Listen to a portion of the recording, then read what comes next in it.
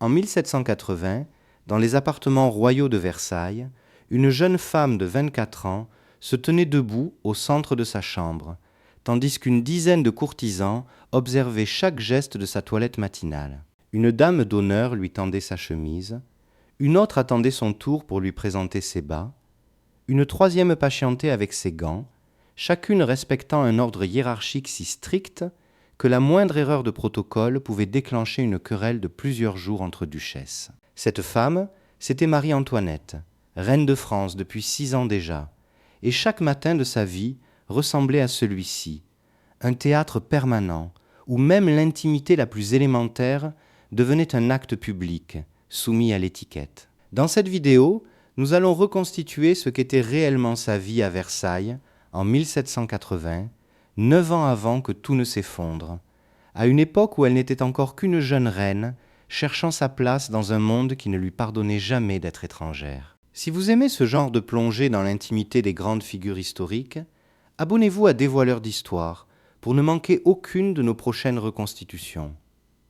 Pour comprendre la femme qui vivait à Versailles en 1780, il faut d'abord remonter à ses origines, bien loin de la France. Marie-Antoinette naquit à Vienne en 1755 sous le nom de Maria Antonia, 15e enfant de l'impératrice Marie-Thérèse d'Autriche, une souveraine redoutable qui considérait ses enfants avant tout comme des pièces sur un échiquier diplomatique européen.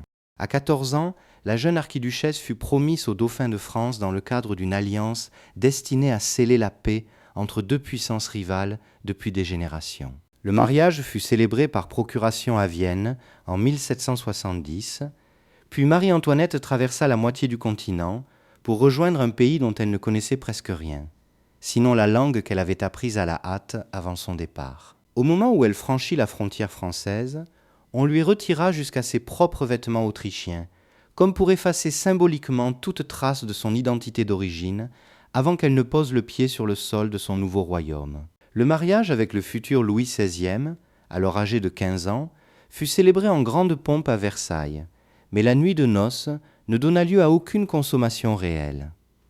Les années qui suivirent furent marquées par une situation embarrassante, que toute la cour observait avec une attention presque cruelle. Le jeune dauphin, timide et probablement souffrant d'une légère anomalie physique facilement corrigible, mit plusieurs années avant que le mariage ne soit pleinement consommé.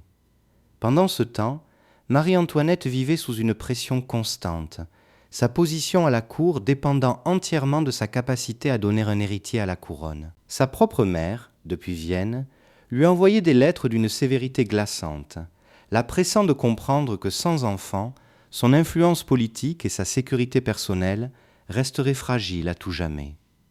En 1774, Louis XV mourut et son petit-fils monta sur le trône sous le nom de Louis XVI. Marie-Antoinette devint reine de France à seulement 18 ans, sans véritable expérience politique, sans héritier encore et sans la moindre formation pour gérer ce qui l'attendait. À Versailles, la vie de cour suivait des règles d'étiquette héritées de Louis XIV, un siècle plus tôt, des rituels si rigides qu'il semblait déjà appartenir à un monde révolu aux yeux de la jeune reine. Elle qui avait grandi dans une cour viennoise nettement plus détendue, trouvait absurde de devoir attendre qu'une dame de compagnie de rang supérieur retire ses gants pour qu'elle puisse se laver les mains, ou de devoir tolérer la présence de dizaines de spectateurs lors de l'accouchement royal, comme si même la naissance d'un enfant devait être un spectacle public destiné à prouver la légitimité dynastique. Mais ce que la plupart des gens ignorent, c'est ce qui se passait derrière ces murs, lorsque Marie-Antoinette parvenait enfin à échapper, même quelques heures, à ce carcan permanent. Et c'est précisément ce que nous allons découvrir maintenant. Frustrée par le poids constant de l'étiquette versaillaise, Marie-Antoinette se mit à chercher des espaces où elle pourrait simplement exister, sans être constamment observée.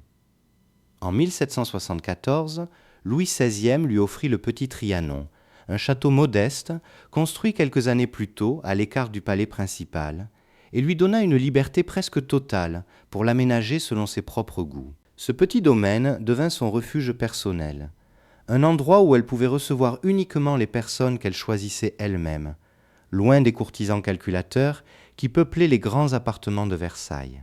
Elle y fit construire un théâtre privé où elle jouait elle-même des rôles dans des pièces légères.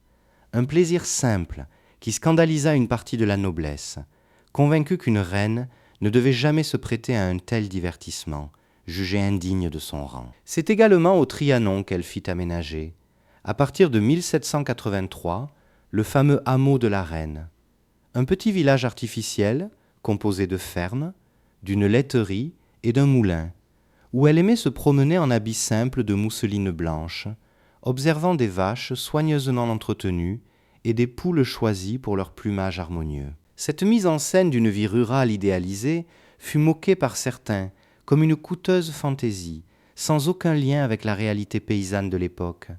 Mais pour Marie-Antoinette elle-même, c'était avant tout une tentative sincère, bien que naïve, d'échapper au théâtre permanent de la cour officielle. Là-bas, loin des regards, elle se sentait enfin un peu plus elle-même qu'une simple incarnation vivante de la monarchie française.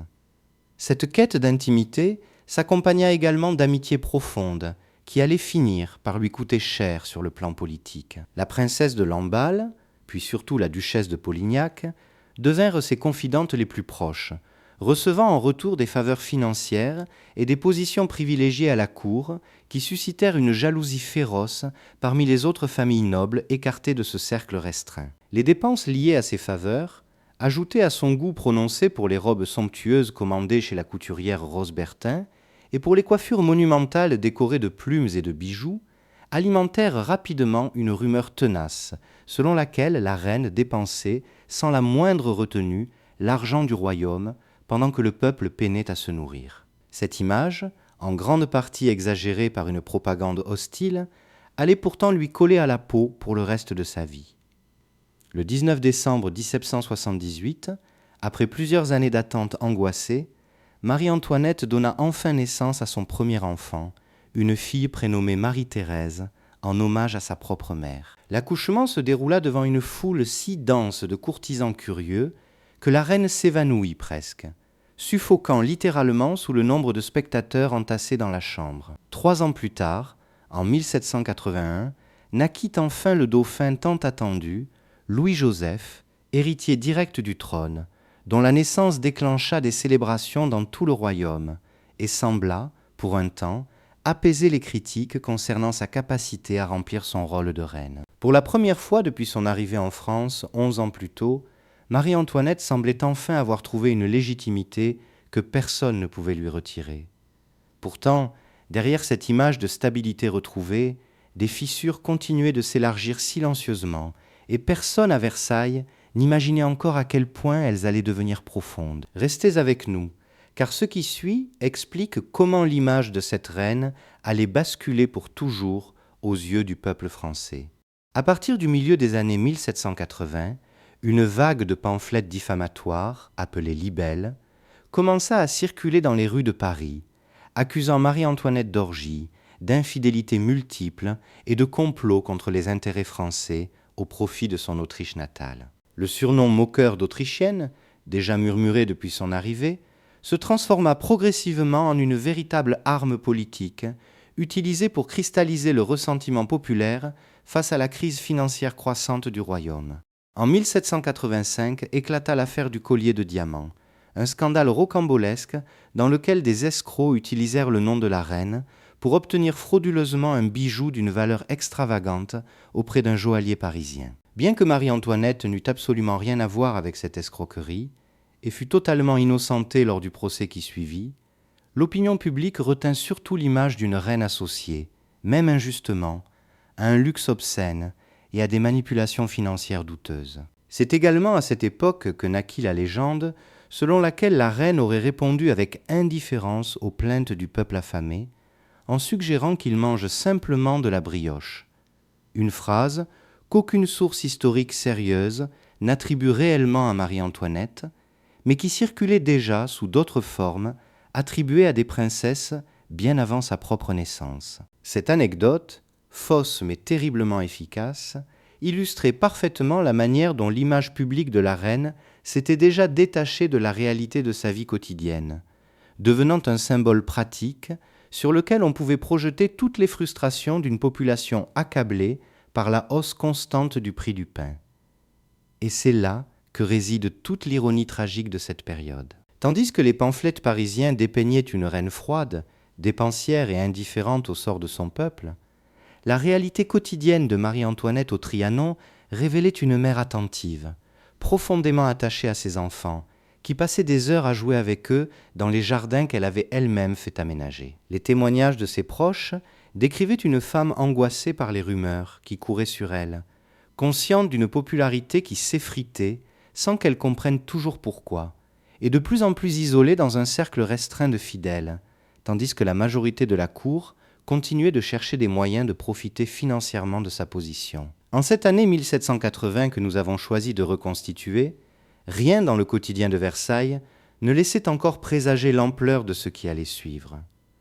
Le royaume traversait certes des difficultés financières sérieuses, accentuées par le coût immense du soutien français à l'indépendance américaine, mais la monarchie elle-même semblait encore solidement ancrée dans son rôle séculaire. Marie-Antoinette, à 25 ans, profitait d'une période relativement paisible de sa vie, entourée de ses enfants, de ses amis les plus proches, et de son petit domaine du Trianon, où elle pouvait, au moins quelques heures par jour, oublier le poids de la couronne posée sur sa tête depuis l'enfance. Personne à cette époque n'aurait pu imaginer que cette même femme, à peine 13 ans plus tard, monterait les marches de l'échafaud sur la place de la Révolution, sous les cris d'une foule qui ne voyait plus en elle qu'un symbole à abattre.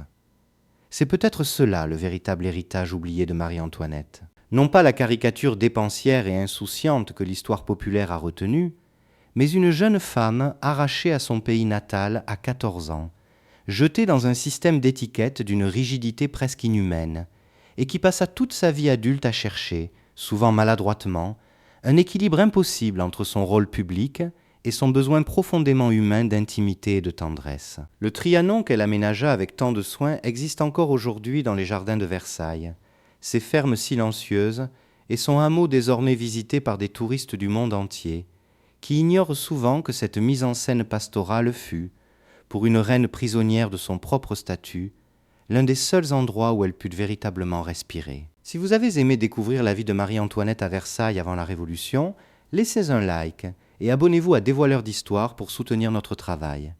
Dites-nous en commentaire quelle autre figure oubliée de l'histoire vous aimeriez voir reconstituée dans notre prochaine vidéo. Merci beaucoup pour votre attention et à très bientôt.